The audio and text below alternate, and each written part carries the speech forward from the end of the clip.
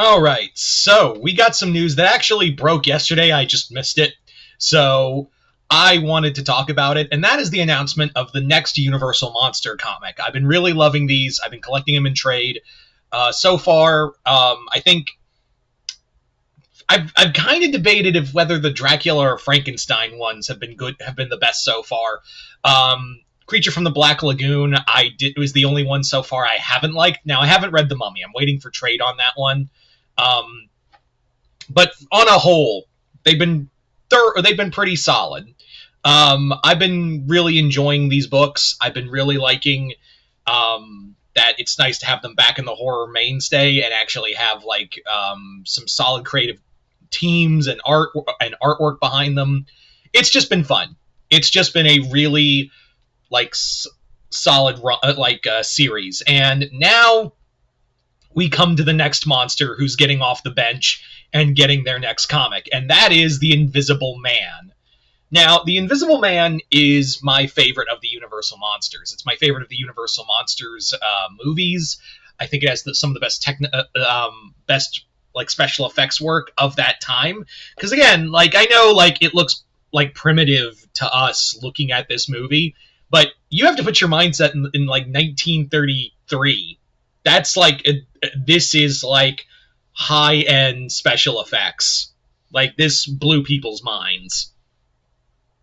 So it's a great movie. It's got so much energy to it, and now it is the next Universal Monster comic to get off the bench.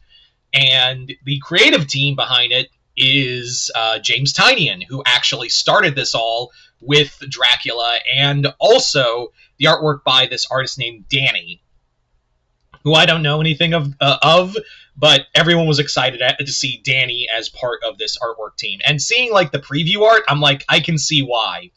So, as always, this will be a 4-issue miniseries like the others, and they will basically tell a story that is connected to the original film. Some of these are treated as sequels, although the Frankenstein and Dracula ones, and apparently this one too, will act more as a sister story to it, and a bit of a prequel. Although it is the main thing of this comic is that this will be straight up this will also act as a prequel and basically tell the story of how Jack Griffin got the monocaine that made him the Invisible Man, and also talk about more of his life of what led him to taking the experiment on himself, taking the serum, using all those chemicals, where he got it. Those are all really cool questions.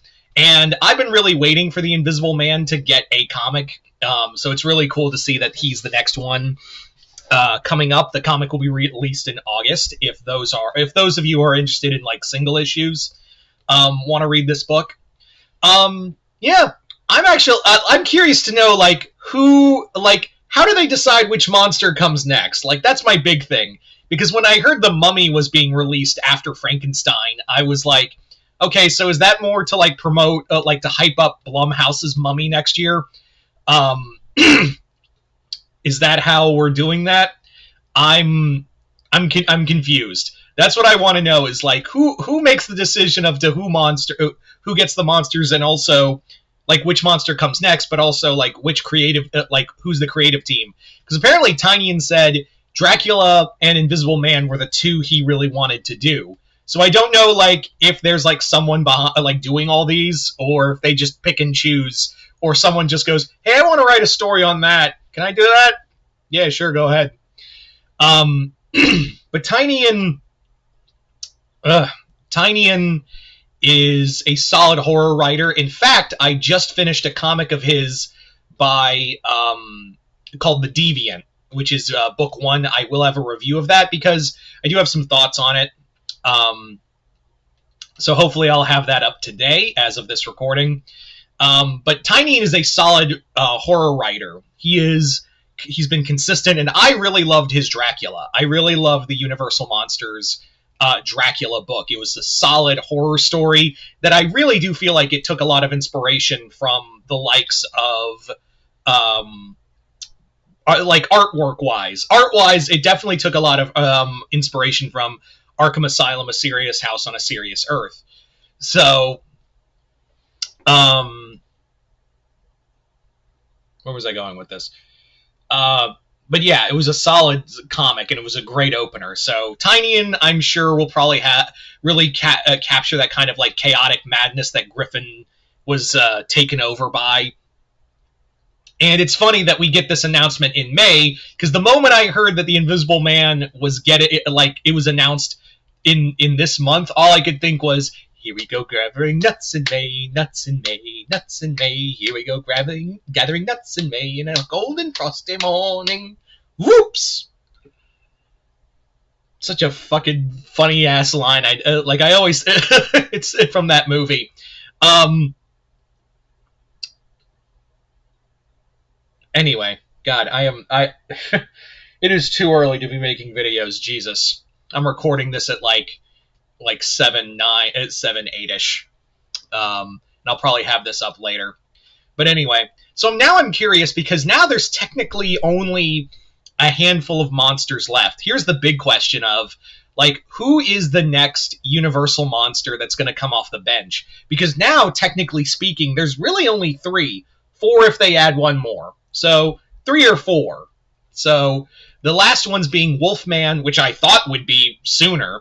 I genuinely am shocked. I'm actually more surprised that the Invisible Man got his comic first before the Wolfman. I was for sure thinking that the Wolfman was going to be like after Frankenstein, but when they announced Mummy, I was like, all right, then it'll probably be Wolfman.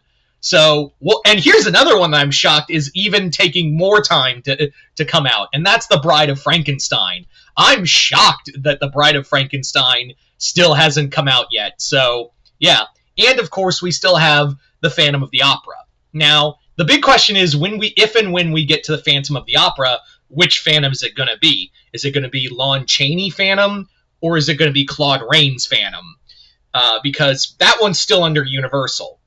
But it's very clear as of late that Universal Studios, even though, yes, the Lon Chaney Phantom of the Opera film is in public domain, it's very clear they're kind of catering towards that now. There was a time where they were like they were trying to really showcase Claude Rains Phantom on the grounds of, hey, we still own that movie. But as much as I think that movie's fine, it doesn't scream Universal Monster. It's in color. Claude Rains is a solid Phantom, but the problem is it doesn't feel like a Universal Monster movie. And Lon Chaney's Phantom really captures everything. The gothic aesthetic, the black and white coloring, the overall like ambiance of it. So I would kind of hope that the next if they do Phantom, if and when they do Phantom, it'll be Lon Chaney's. Now, the other monster is, of course, Hunchback of Notre Dame, which I don't know. I don't consider him a Universal monster because the whole point of the fucking book is that he's not a monster. So we'll see if they include him or not in this run. But yeah, so really, Wolfman, Bride, Phantom, and maybe Hunchback are still on the bench. So when this comic comes out in August and probably finishes its run, probably, I think, no, if I got it right, October. No, it'd be done by November, excuse me. It'd be done by, yeah, August, September, October, November, yeah. I can count months. It's too early for these videos. Anyway, so when it ends in November, I'm sure we'll get an announcement later, that like maybe December or January of the next Universal monster. But yeah, other than that, I am super excited for Phantom of the Opera. Jesus, God, I should not be doing videos at like crack of dawn. The Invisible Man. What do you guys think of the announcement of the Invisible Man getting a comic? What do you guys think of James Tynion getting this doing this book?